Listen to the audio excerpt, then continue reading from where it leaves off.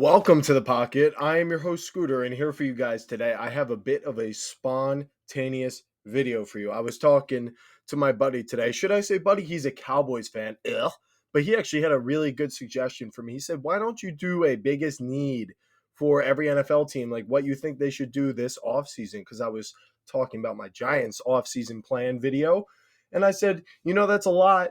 Uh, every NFL team sure is a bunch of needs to cover, but I think I got one for each and every single one of you. So we're going to do it by division and start off with the NFC East, my favorite, most successful division in the NFL. So we'll show you real quick where everyone is going to be drafting. The Giants finished the worst in the division. We have the third overall pick with the 13 or 3-14 record. I wish it was a 13-win season. And then you got to go all the way down to 12 to find your Dallas Cowboys, who finished actually with an impressive 7-10 if you ask me for my opinion. Without Dak Prescott, that's not a bad season.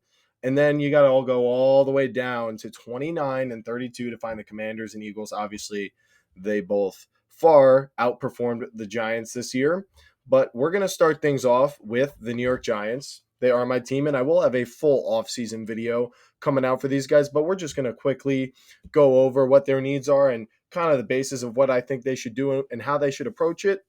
Biggest needs is definitely going to be, for me, offensive line. Honorable mentions, obviously quarterback, and then corner.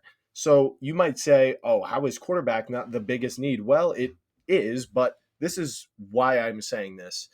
Quarterback, we could acquire in a couple different ways. We could get a bridge quarterback and, just kind of stall until we want to draft our franchise quarterback, or we could gamble on this year's class and end up taking one of these guys. Either way, we're not going to know until draft night which one it's going to be. So we need to be prepared to be a good football team before we figure out who our quarterback is. And the basis for doing that is the offensive line, the biggest issue of this team for the last decade. Every single time Andrew Thomas gets hurt, we win 6 games or less. It's like a fact. I could go through all the stats and try to find it, but I promise you, I don't know if I've ever seen us win more than like 2 games in a season without Andrew Thomas. I'm being dead serious. So it's not just the like backup tackle depth. It's like the entire offensive line shouldn't be dependent on just one guy doing his job for the entire thing to work. I know that's sort of how it works, but you can't be so dependent that you go from being sort of an average offensive line like the Giants were at the beginning of the year. Not the best, but you could see the trajectory was pretty good. And you see Andrew Thomas go down, and it's just right back to the same thing. So that's why I'm saying offensive line is the biggest need. The Giants can never protect long enough to give any quarterback a chance, let alone a guy like Daniel Jones or a potential rookie quarterback heading into this year. I want to make sure that this dude is going to be protected. We can figure out wide receiver 2 some other time. If we want another running back, we can figure that out. In the defense, this is a loaded class, and we'll be able to figure it out. So we need to attack these other needs where the draft class is not deep. So, offensive line. What are our options? Well, like I just said, I don't really want to attack it in the draft. I sort of want an immediate solution like we did kind of go for last year, signing guys like Runyon and Illuminor. I thought was a great step. However, some of the depth guys we signed really didn't step into, the spots that they were in after Thomas got hurt and make much of a difference. And I understand that's a lot to ask from a guy like that. But the point is we need to see change. And I think our best bet is going to be to sign Colts offensive guard, Will Fries. He's 6'6", 305, 26 years old, so he's still young. He's got a long career ahead of him. And if you know anything about the Colts, you know that their offensive line, especially in run blocking, but pass pro too, has been very good for a couple years now. Now they've had their ups and downs. They've had their injuries. Quentin Nelson isn't quite what he used to be anymore. But as you can see, Will Fries' overall grade is 4th in guards in the NFL, and he's an upcoming free agent. So if he hits the market, which there is a good chance he could, then I think the Giants should definitely make a push to sign him and fix one of our main problems right away. And now I'm not saying that Andrew Thomas, John Runyon, JMS, Will Fries, and Jermaine Illuminor is going to be some elite offensive line for sure. No, but if it was kind of average last year with a quarterback like Daniel Jones, who really couldn't navigate the rush well, even though I defended him in other ways, then we're going to be in a much better situation for whoever this new quarterback is. And I think it could take a lot of people by surprise. You look at what the Lions did And a lot of other teams that built themselves up, you got to start with the line. And if that means signing someone for the time being and just having him stay with you for the rest of his career, then that's what we got to do. So that's what it is for me. Biggest need for the Giants. One move they should make is sign Will Fries. This is going under the assumption that following this, going into the draft, we would draft a guy either like Travis Hunter or Abdul Carter or Cam Ward. One of the three of them is going to be there. And then we can use that second round pick accordingly. And we won't have to think about offensive line. Then we can think about wide receiver 2 or corner, like I said, depending on if we go Hunter or Cam Ward. So I think this gives us a lot of flexibility and lets us focus on our actual needs where the draft is strong with them. Now let's move on to the Philadelphia Eagles. For them, it is quite the opposite situation. Their issue is they have too many guys that they need to re-sign. And in fact, all of their biggest needs, and wide receiver really shouldn't be here. I don't know why it is, but their biggest needs are edge, linebacker, offensive guard, and kicker. Now, kicker is that's because Jake Elliott had a bit of a down year, but let's focus on the positions that they're going to target here: edge, linebacker, and offensive guard. That is because they have three of those guys are in positions that they might lose. Offensive tackle is what he actually started off as, but he's really a guard, Mekhi Becton. Inside linebacker, Zach Bond. Defensive tackle, Milton Williams, who's kind of like a pass rushing specialist, but he was a beast this year. And then edge rusher, Josh Sweat. So this gets a little tricky, right? You kind of have guys who have not performed at completely elite levels, but they showed up in the playoffs. They were very solid for you all year. They work in, Howie and Vic Fangio's system of kind of rotating a lot of guys in the trenches. It's worked out really well, but you're not going to be able to keep all of them. So what do I think they should do? Well, I think they should sign Becton because he works well. He's a great fit for their offensive line, at least for the run game. I know he's not as good of a pass protector, but he is inside at guard now, and he's got a lot of help around him. Eagles' offensive line is great, so I think you should keep him, and that is the best unit on that football team is that offensive line, so keep that strong. And then next, this is where it gets tricky. A lot of people are saying let go of Bond. Some others are saying, Sweat is replaceable. He's drafted well. Some people say they got Nakobe Dean to back up Zach Bond, but I say he wasn't healthy, coming off, didn't he tear his patella tendon? So Milton Williams is technically not even a starter. He is a rotational defensive tackle who comes in on third downs for Jordan Davis primarily, or whenever he needs just kind of a breath. So my take is he's playing the least amount of snaps. I would let him hit the market, sign Becton, sign Sweat, and sign Bond. And then what does this allow you to do? Well, it gives you the ability, because you're the Eagles and you really don't have holes, to just keep drafting the best player available, but you got to make room for one pass rushing specialist somewhere in this draft. And why not with your first pick? So I know I'm still screen recording Will Fries right now, but we're going to switch over to the draft board. And you're going to see here, we got some defensive tackles all the way up and down the board, kind of like running back. It is pretty deep class at defensive tackle, and a lot of them are not going to be there for the Eagles. They're all the way down at 32, but the reality is they're looking for a very specific type of guy that people typically aren't trying to draft as their full-time starter. So there's a good chance that guy is going to fall in the draft for them. So as I filter here, and I filter to defensive tackle, this is a couple picks in. We're at the Cowboys pick. They would probably take a guy like Kenneth Grant here or Walter Nolan. But then you got, Derek Harmon, Darius Alexander, but TJ Sanders is the guy that I want to highlight right here specifically because of his archetype. He is 6'4", but only 290 pounds. And you might say, well, that's pretty small for a defensive tackle. But you know what it does give him? He's not too tall. He's not like 6'5", but he's going to have long arms. And he's obviously going to be very fast. Reminds me a lot of Leonard Williams. A guy like him definitely plays in the 3-tech a lot like Milton Williams did. Pass rushing specialist for sure. You can definitely run a guy like this on stunts and twist him outside. And usually the complaint about guys like this is that they're raw. They need to develop. They don't have go-to moves or anything. But hey, he's not even going to have to start. You're going to have Jordan Davis. You're going to have Jalen Carter out there for the majority of snaps, and you can really let TJ Sanders hone in on his pass rushing skills, and he will excel when he gets out there to do that. That way, when you keep guys like Bond, Becton, and Sweat, you're not really replacing as, important. I'm not saying it's not an important position. Obviously, Milton Williams was very impactful for them, but like I said, he's not a full-time player, so I'd rather get a guy in here like this who's got some more developmental qualities, and that's just how the Eagles have done it for years. So I just figured they're going to do it again.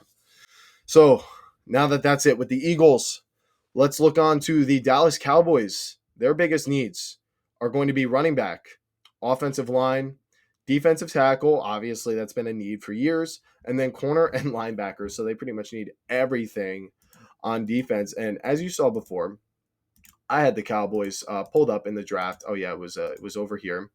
I had them filtered to defensive tackle, and this would not be ideal for them. As you can see, there's lots of players ahead of them. And for these picks, don't pay too much attention to it. It's kind of going by consensus, but, you're going to get a pretty good idea of who's going to be there for them. Ashton Genty, he's gone. Mason Graham is gone. All these teams need interior defensive line. So I don't think he's going to make it down there. And I don't think anyone's going to be willing to allow them to trade up and take him. I thought about that. It wasn't going to be there. Ashton Genty, this is really just up to whether the Bears take him or not, because I think the Cowboys are going to realize the depth that is also there at defensive tackle, not just running back. And at that point, you really should just take the best player available or trade down if you can. But to be quite honest, this is a very deep section of the draft where I really only see a few guys like Tyler Warren, who could be in that elite status, maybe Jahad Campbell. And they do need linebacker. But at the end of the day, what I think the Cowboys should do is acquire more picks. They're going to have a lot of holes, and they're pretty good at developing, undrafted guys or later round picks. And in fact, Zach Martin retired. So you might say, why is offensive line not like the biggest need for them? Well, offensive line is not the biggest need because there are some undrafted guys, like I said, that they're going to have stepping in for Zach Martin. And they actually played pretty well last year while he was out. So not their biggest need. Definitely running back and defense, but considering the fact that this is such a deep running back class, I think they're going to have to go defense here, but find a trade partner. And who is that going to be? Well, I'm using this app, like I said, and I tried to find a trade partner, but fortunately for me, it actually just kind of gave it to me. You got the Minnesota Vikings down here. They also need interior defensive line. So you could maybe trade the 24th and 12th pick, and you could acquire, this looks like a fourth round compensatory pick or third round compensatory pick to me, which is a late third, which really isn't that much to make up for, 12 spots in the first round, even though you're not in the top 10. So I would say something like this third round pick, and maybe this looks like that's definitely like a sixth or maybe a fifth. You throw something like that in there, the Cowboys acquire some picks. They don't really miss out on too much because a lot of these players, I mean, there could be things that I'm missing about them.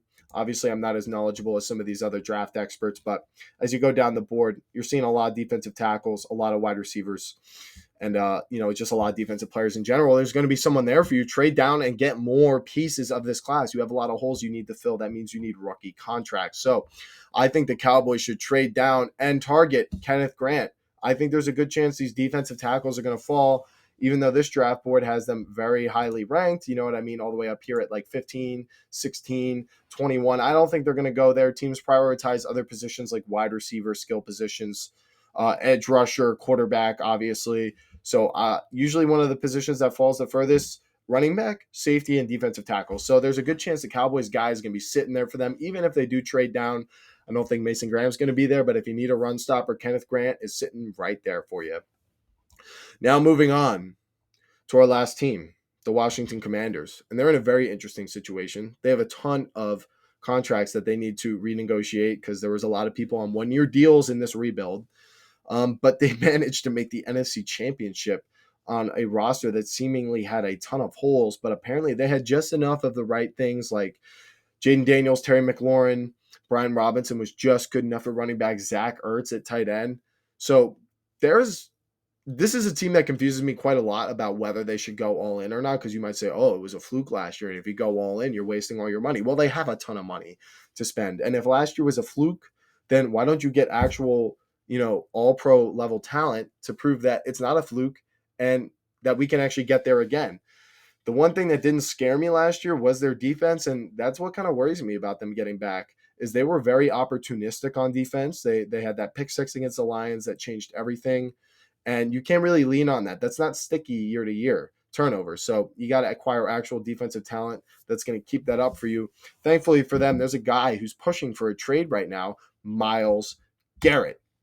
So, oh yeah, and if I didn't show Kenneth Grant before, here's his draft profile. There, you get to look at it. Myles Garrett. If you don't know who he is, I don't know what NFL you've been following or if you even do follow. But if you ask me, this is the best edge rusher in the NFL. You guys know I love the athletic traits. 6'4", 272. What a unit. I mean, that is like, I don't know many other people in the NFL that are built like that.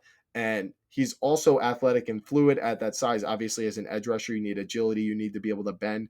And just look at his production. I mean, only 11 games in his rookie year. He still got 7 sacks and a forced fumble.